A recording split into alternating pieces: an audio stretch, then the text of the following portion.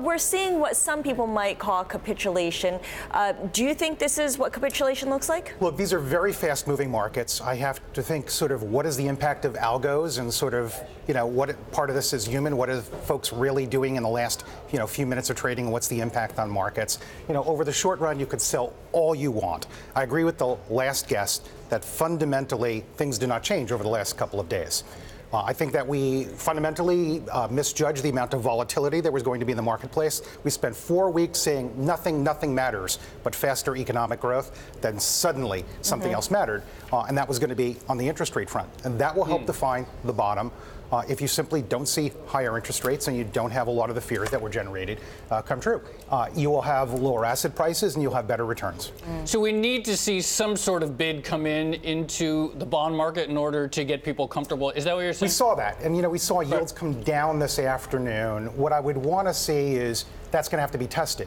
If share prices start to stage a comeback, how far is the sell-off and the impact? Again, this is price discovery.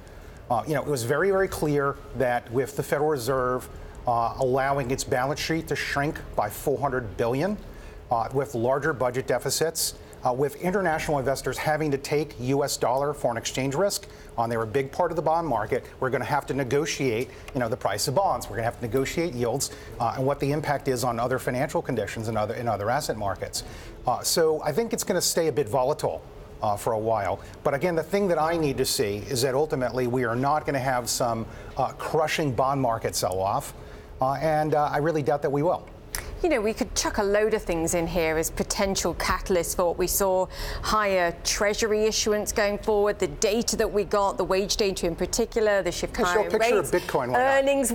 Chuck a Bitcoin picture in there. Yeah. But also what's quite fascinating to me is the shifts lower that we saw in Europe as well. I mean, the stock 600 down 4.6%, I believe, perhaps even more in the last 6 sessions. For all the optimism that we're talking about and the relatively lower valuations in Europe, has anything changed there too? Because that for me is interesting. I think some of the better performing asset classes that are fundamentally well supported, what we saw in emerging markets thus far has been really mild on the downturn.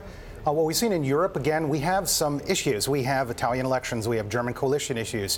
We were not up as much to begin with. But those are closely aligned markets with U.S. equities. I was about to say that we don't mind about those things while U.S. equities are rallying. But the moment the U.S. equities sell off, then they become issues. Well, there are issues over the short run. Are they going to be issues over 12 months? Usually they're an issue over about a month. You see very high correlation. What I think you're going to find is that we will separate asset prices. We don't look like this market every day. And how far it goes down, you tell me. But this speed of this kind of decline, you cannot keep doing this day after day after day, and without finding some sort of, impact and some sort of bottom rather quickly. We found it, I think, pretty fast, on the way up, how far it could go, and it was very, very robust. And I think that you'll find that it's very quick on the way down here that we find our bottom. How do you know when we've reached capitulation? What will you look for? What do you just feel it, or are there concrete signs? Really high volume selling. Lots and lots of ridiculous options trades, for example. People buying protection for 50% down, those sorts of things. Those would be useful Max signs. Concern. Yeah, those kinds of things.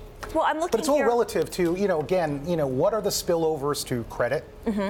So far, it doesn't look like this is very potent at all on the credit side.